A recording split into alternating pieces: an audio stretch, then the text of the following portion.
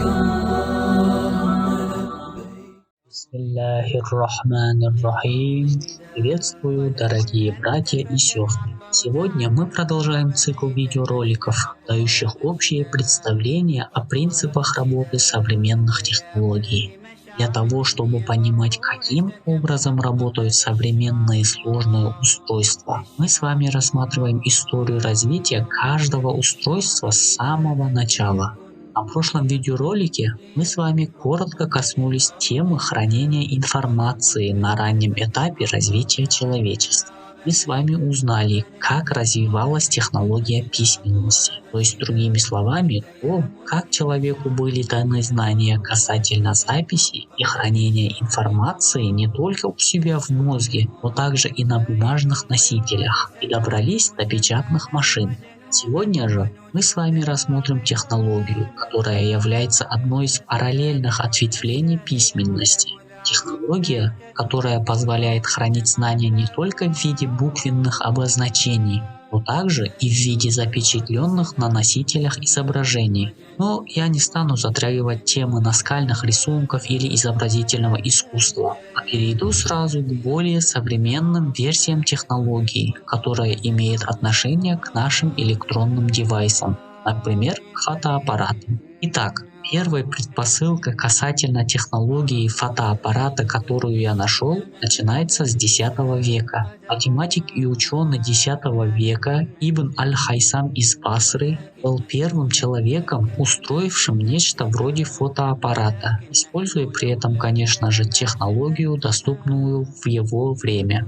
Позже такой принцип получит название камеры обскур. Итак, я опишу принцип работы первых в мире фотоаппаратов простыми словами. Рассмотрим изображение 4 подробнее. На данном изображении самыми важными элементами выступают всего 3 вещи. Первое – это здание мечети в самом правом углу. Второе – маленькое отверстие на стене комнаты, через которое проникает свет. И третье – это перевернутое отображение мечети на противоположной стене комнаты. Это явление, имею в виду явление перевернутого отображения, получается благодаря законам оптики, созданными Всевышним. Арабский ученый Ибн аль-Хайсам в своей книге «Сокровища оптики» объяснил, как получается перевернутое изображение.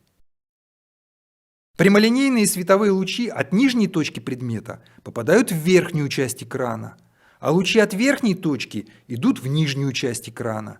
Вот изображение и получается перевернутым. Художники Возрождения использовали этот способ для зарисовок с натуры. Чтобы лучше видеть неяркое изображение предмета, отверстие проделывалось в стене темной комнаты, которая на латинском языке называется камера обскура.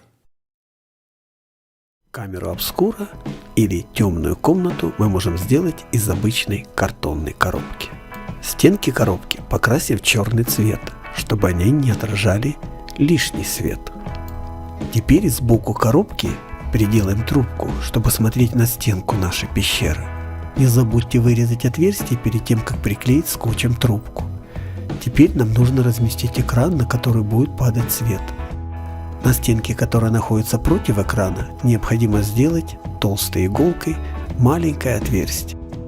Наша коробка практически готова, необходимо теперь заклеить все маленькие отверстия, которые могут оказаться сбоку коробки, что мы и делаем с помощью черной изоляционной ленты.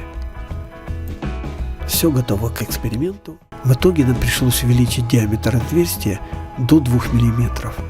Качество изображения при этом падает, зато теперь я смогу увидеть эту картинку. Как вы уже заметили, картинка выходит перевернутая и немного нечеткая. Давайте же разберемся, какой принцип работы камеры обскура. А принцип очень простой. Лучи через маленькое отверстие попадают на противоположную стенку, и, как вы видите, свеча становится перевернутой. Камеры обскура применялись для получения первых фотографий. Только вместо экрана ставили фотопластину.